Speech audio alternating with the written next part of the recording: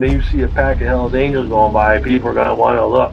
Next thing you know, cars, because they're just staring at us and not paying attention to stop traffic. If you wanted to break the law on an everyday norm, you should have joined a street gang. That's what they're known for. That's what they do. You're not allowed to steal cars on my block. We steal those cars. I mean, it was so bad by us in Vegas. I was in the pool swimming, and the guys came back, "Hey, Pee-wee, the cops are here. They want to talk to you." I said, "Well, go talk to them. Find out what they want." And they came back, they go, "They want to talk to you." Typically, if you leave the club, if you haven't been in for 10 years, you're automatically out back. Got put out in 2006, back in 2007, wound up going into Cannon 2011. Came out of there, I had 4.5 years to walk off with zero support from that club.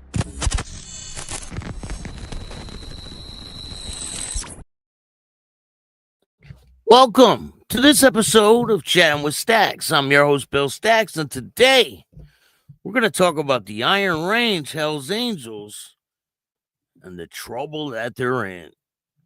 And we're going to talk about Twin Peaks out there in Texas. Before we get started, make sure you hit the like button. Tell a friend to tell a friend. Tell your mother's, brother's, sister's friend about Chatting with Stacks. Help me get some more subscribers. We're getting a flow of subscribers every day, and I appreciate every single one of you. Thank you. So today, we are going to be covering the president of the Hells Angels in Minnesota, the Iron Range, and that guy on the right is a prospect. Altogether, 4 people were charged with this crime. I'm not sure if the other 2 are still getting prosecuted, but these 2 definitely are. A judge has ruled that their case will move forward, and we're going to get into all of it, how their lawyer put in a motion to have the case dismissed because they thought that it's a big conspiracy. That we'll get into it. So let's get into the first case. So the Iron Range Motorcycle Club. This is the first article that came out when this first happened. It says Iron Range Hells Angel president charged in 11th Eveleth, I think that's how you say it, Eveleth, alleged kidnapping and assault. A man described as the head of the Hells Angels on the Iron Range was charged in an alleged kidnapping and assault case. He is charged with 2 felonies, including kidnapping, false imprisonment. He's also charged with the R word. The criminal complaint filed in the U.S. District Court says the man, Jerand Paul French. The complainant says French, 38, is the president of the Iron Range Charter. French is the second man charged in the alleged beating and kidnapping of a Eveleth man last month, it says. The complainant says French and 3 others, including 2 Hells Angel prospects, punched and kicked the man who was taken to the Hells Angels Clubhouse. The complainant says French continued punching and kicking the man repeatedly. The complainant said French told the victim he must stay in the building for a few months. The victim, later seen using crutches, escaped the next day and went to police headquarters. The complainant said French had told the man to stop associating with a woman, but that the victim had refused the request. And the woman is the whole reason behind this. In a related matter, Tuesday, another Eveleth man, Paul DeBlake, is charged with assault of that same woman at the place where the man was originally beaten. A third suspect was arrested and taken into custody, has not yet been charged. Now, why are we going over this old case? It's because the judge ruled on this case the other day. Now, it says Hells Angel case will move forward. Virginia, Minnesota. This is May 11th. Shout out to Biker Trash Network. A judge declined to dismiss the R and kidnapping charges against 2 Iron Range chapter members of the motorcycle club. Judge Robert Friday said that there is no breach in attorney-client privilege because they put in a motion saying that there was a breach in attorney-client privileges. I guess they had a meeting and it was recorded in the prison or something like that, they were saying. And the judge, where's Nancy? He's here.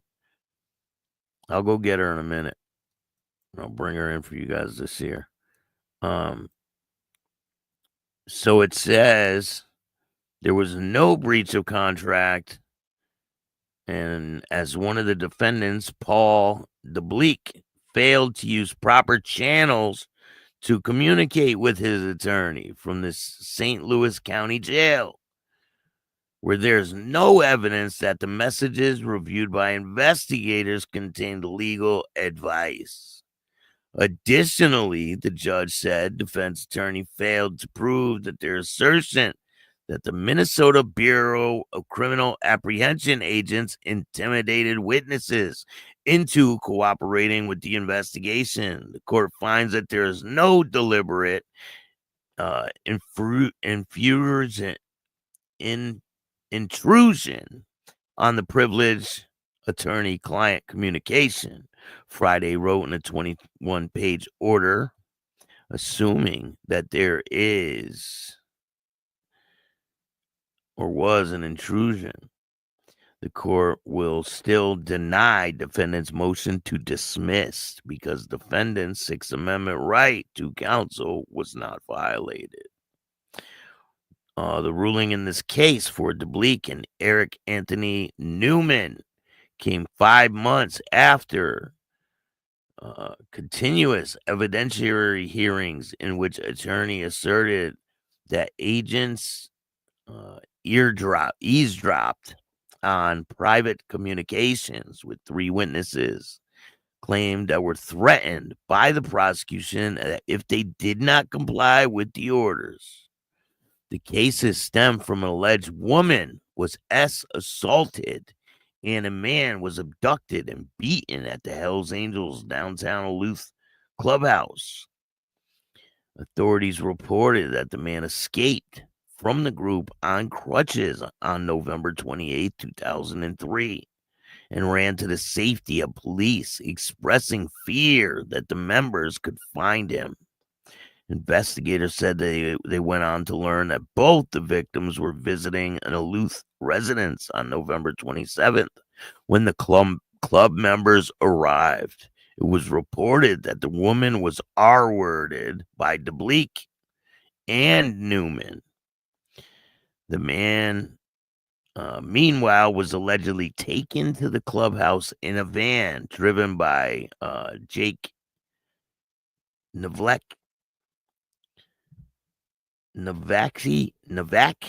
I can't even say that last name. He said continued to be beaten by the chapter president, Jerand French, and other members recorded a video of it. Authorities have released few details about the alleged motive or the relationship between the parties, other than they say that French was allegedly upset about the man's association with the woman. And that's French there on the left. So he is an alleged MMA fighter. And he fights quite a bit. Or well, he did. This was back in 2003, around the time that he got arrested. So this is a pretty crazy situation. And there's 4 people in that case. I'm not sure if the charges on the other people are going to stick, but for this guy, the one on the right and the guy in the yellow shirt, yes, they are going to trial. Hey, Easy Champion, what's up? How are you? Spider Club Life, what's good? Richard, how are you?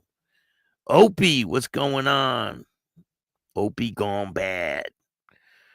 We got a lot to talk about today. So it has been on the 17th of May. Will be 10 years since the Twin Peaks shooting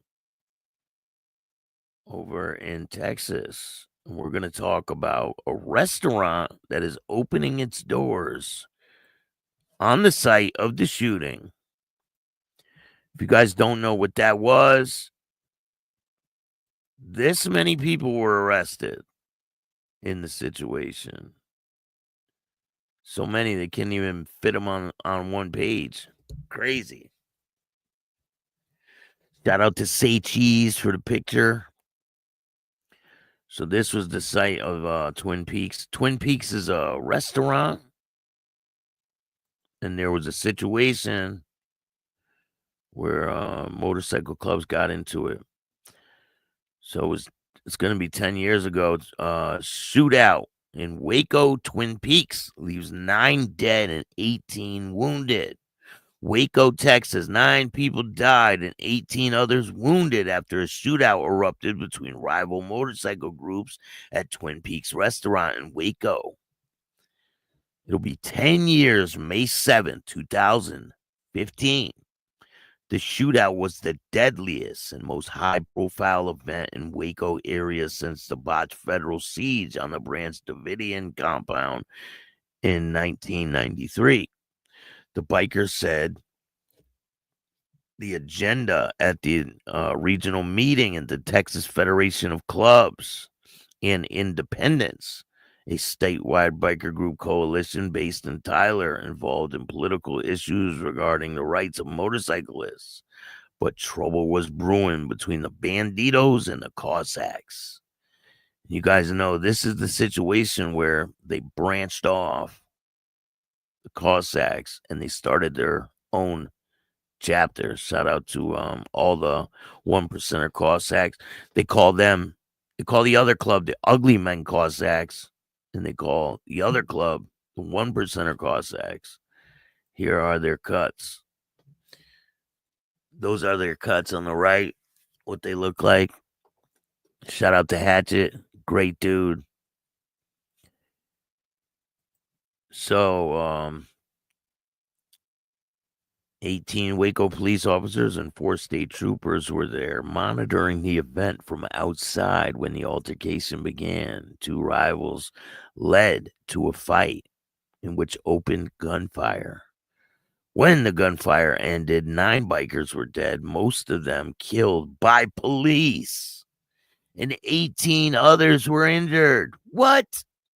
So they were killed by the police. Maybe that's why they ended up dropping all the charges against these people. All these charges were dropped. I mean, maybe there were some of them that were eventually prosecuted, but most of the charges against these people were dropped. No law enforcement or civilians were injured as a result of the gunfire. Damn, did you guys hear that? That's crazy. I did not know that. It says 18 Waco police officers and 4 state troopers were there monitoring the event from outside when the altercation began. When the gunfire ended, 9 bikers were dead. Most of them were killed by police, and 18 others were injured. In the end of the event led to a 5-year-long prosecutorial that ultimately resulted in not a single conviction, in spite of the fact that there were 177 bikers arrested at the scene, and 15 others were later charged as well. The conflict began a little bit after noon when Waco Police Sergeant Patrick Swanson said the initial reports would suggest that the conflict began over a parking spot where someone had their foot run over. Swanson would say at the time that the brawl escalated from there. Then at precisely 12:24 p.m., gunfire erupted. Lunchtime patrons crowded into Twin Peaks, and other nearby restaurants began looking for cover. People were scurrying across the parking lot, hiding behind cars, running as fast as they could to avoid the gunfire. Police later would say it was amazing, miraculous that no one was hurt. Police snipers armed with long weapons identified those bikers who were shooting and targeted them, which brought the gunfire to an abrupt end. Then officers, assisted by dozens of others who would respond when the gunfire was broadcasted, began rounding up people and holding them, each under arrest. There were so many that,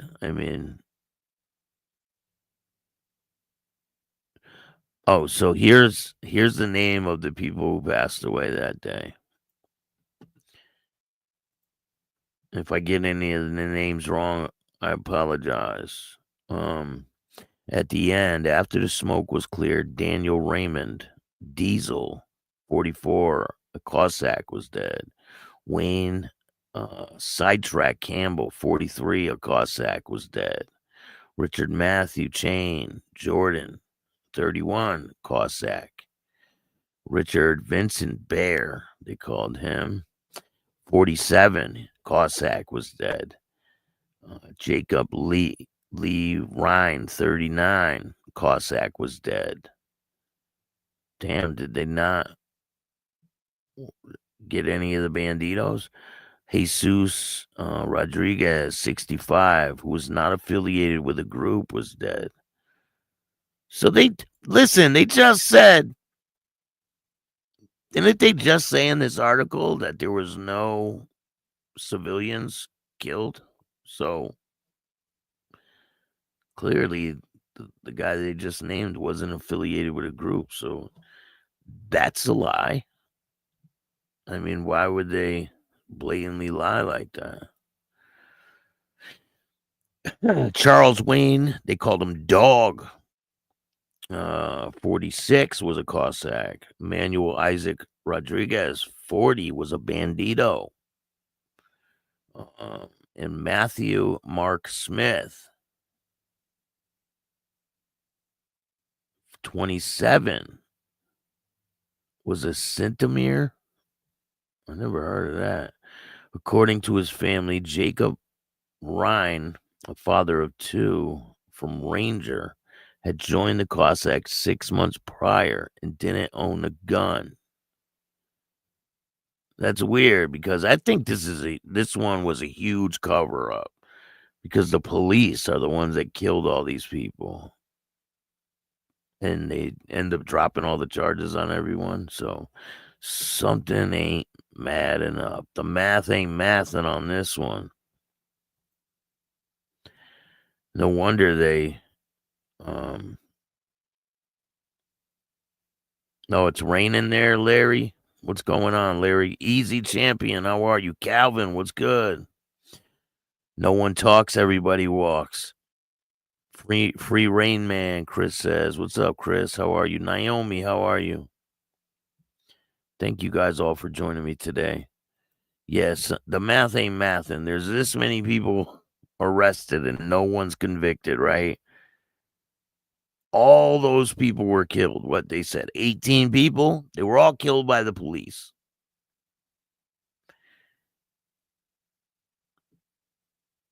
And they said no civilians were hurt or killed. But clearly, there were civilians killed. So, it says, Jesus Rodriguez, the son of a Vietnam War veteran, father of 7, was in the wrong place at the wrong time, and he did not carry a weapon. Rodriguez received a Navy Commendation Medal for his service in Vietnam and a Purple Heart for wounds sustained in it.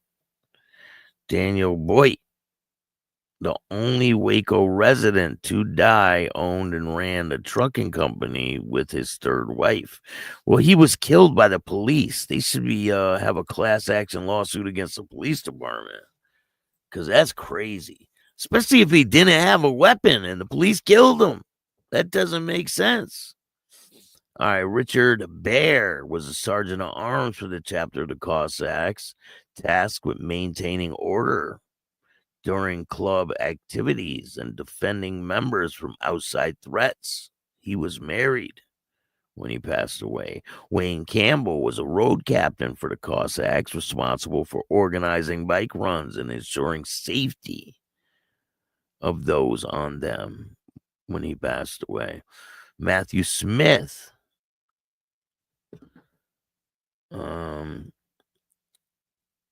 was in the Cossacks.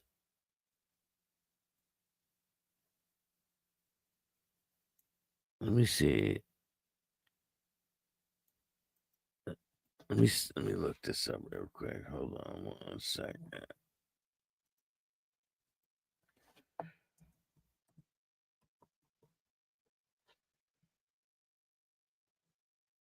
Oh, so this is kind of like, it must be like a puppet club for the Cossacks or something. I don't know how to pronounce it.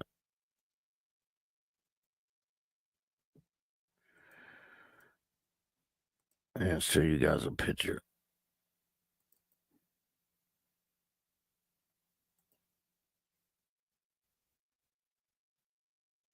Scimitars. So I guess this dude was a part of this club. And I guess they're kind of a part of the Cossacks, I guess. Scimitars. So, all right, Manuel Rodriguez was a married bandito, nicknamed Bandito Candyman. Soon buses were commandeered to transport those detained to the Waco Convention Center, where police began to figure out who needed to be charged and with what. It's insane. Look how many people there were.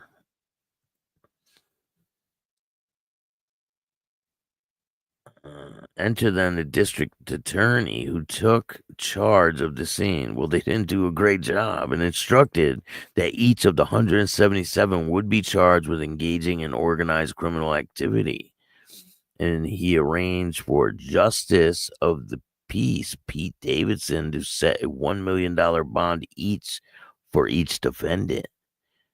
Peterson at the time said it sent a strong message. We had 9 people killed in our community. These people just came in. No, you had the police kill 9 people in your community. They are twisting this like it was a biker shootout and these people killed each other when the police killed them. I mean, they openly admitted it in this article. So all that shit they're talking, I ain't buying it. The police killed them people. So they should have a class action lawsuit against the police department. It started a media storm that continued for months as those defendants began hiring lawyers who began filing motions for bond reductions and other legal documents that brought justice to a halt in the county while those issues were resolved. Finally, in November 2017, Christopher Jake Krasel went to trial, the first of those arrested that day to do so. And just a few days later, the judge in the case declared a mistrial in that case after jurors said that they were hopelessly deadlocked and would not render a verdict.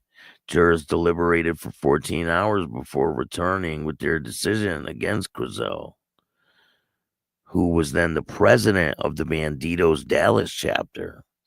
Barry Johnson replaced Renna as a DA in 2019 and immediately began looking into the Twin Peaks cases that remained. Then, as of April 2nd, 2019, all of the remaining criminal cases were dismissed. I know why they were dismissed. They were dismissed because the police killed them people. It's crazy. But the issue in court is far from over because more than 130 federal civil rights lawsuits were filed by arresting bikers are pending against the former DA and the former police chief, the city of Waco, McLean County, and the local state officers involved in the mass arrest. Oh, shit. So they did file a class action lawsuit. According to 6 witnesses interviewed by the Associated Press, 3 of whom were military veterans, the shootout began with a small number of pistol shots and then was dominated by semi-automatic fire. Only one semi-automatic rifle was confiscated from a biker, which was locked in a car. It wasn't even being fired at the time. Police were the only ones that had semi-automatic weapons. 2.5 weeks after the shootout, more than 140 of those arrested were still held and unable to post the $1 million bonds. Law school professor and civil rights lawyer David Carey's criticized the attitude of the police as, let's arrest them all and sort it out later. According to Craze, such arrests may be a chilling effect of freedom of association and freedom of speech. On September 14, 2016, 3 Waco police officers were cleared of any wrongdoing in the shootout by a grand jury. Of course they were. Of course they were. A McLean County grand jury reviewed the cases and chose not to charge Waco officers Andy O'Neill, Michael Bircher, and Heath Jackson. The rivalry between the Banditos and the Cossacks dates back to the 1960s when the clubs were established. The two groups have had a number of run-ins over the past 2 years. The Banditos are the biggest motorcycle club in Texas, and their dominance allows them to enforce rules on other biker organizations. But I don't know. I think they're getting a lot of pushback as of recently, especially with the Beast Motorcycle Club and different clubs. Izzy, what's going on? How are you? Maureen, what's good? Thank you guys for joining me. Taco, how are you? I wonder what Spider's Club Life say on this matter. Oh, on the Hells Angels situation? Yeah, the president of the Iron Range Motorcycle Club is charged with big R word and kidnapping. He will go to trial. There were 4 people charged in the crime, but the guy on the right and the guy in the yellow shirt will go to trial. And they're trying to say that the prosecutor is setting them up. And allegedly, the guy on the right is Chuck Zito's guy. Because Chuck, if you guys don't know, Chuck Zito is out bad. No contact. He's not to have any contact with any Hells Angels. There was a mass email put out. He is no good. And I think if members get caught talking to Chuck, they'll probably get booted too. They are not playing games.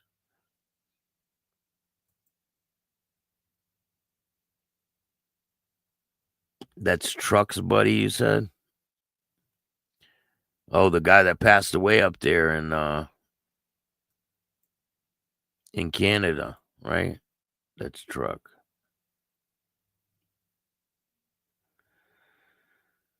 So the reason we're talking about the Waco thing is because a new restaurant is going to be opening at the same site of the shooting, if you guys didn't know.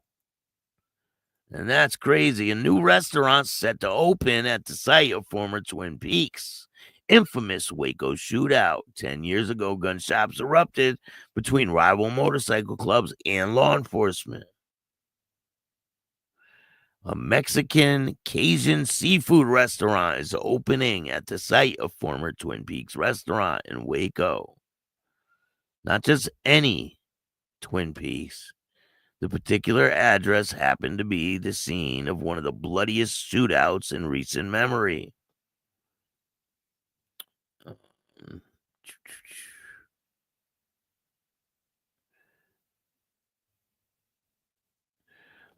Tia Wanja's Fish Camp would be opening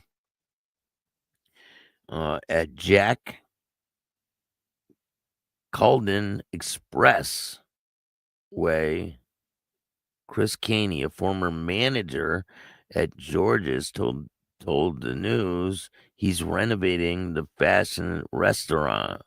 Once complete, Candy told the station it would show off an electric spirit of Texas, Louisiana, and Mexico.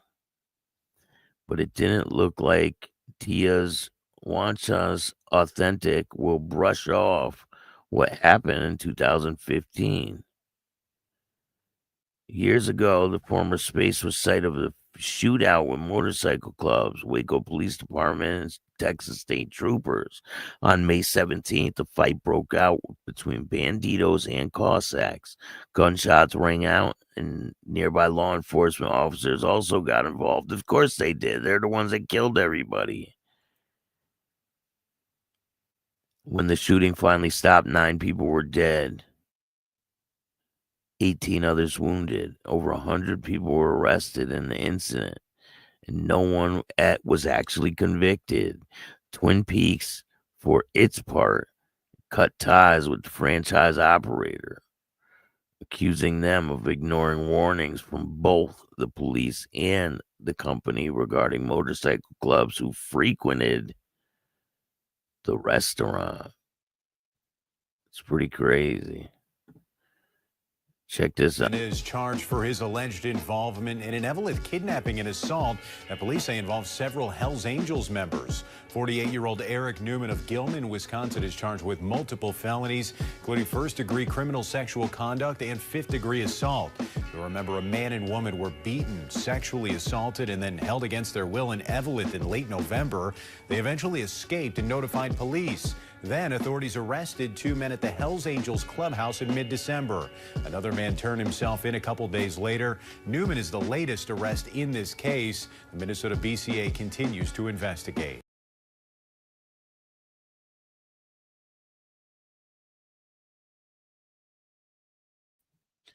My bad. I had to grab Nancy. Had to grab Nancy. This is Nancy, guys. This is the mascot for Chatting with Stacks. Oh, Nancy.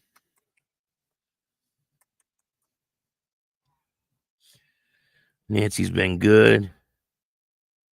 She's chilling. Cannot talk to anybody that's out bad. Calvin said Hells Angels eat their own.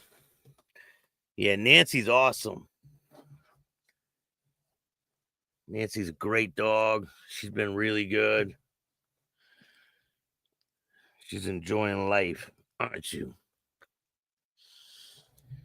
How old is she? 9 weeks. 9 weeks. I got her first shots, so she's doing good. She bites kind of hard sometimes, though. That's the only thing I don't like. Stop it. No biting.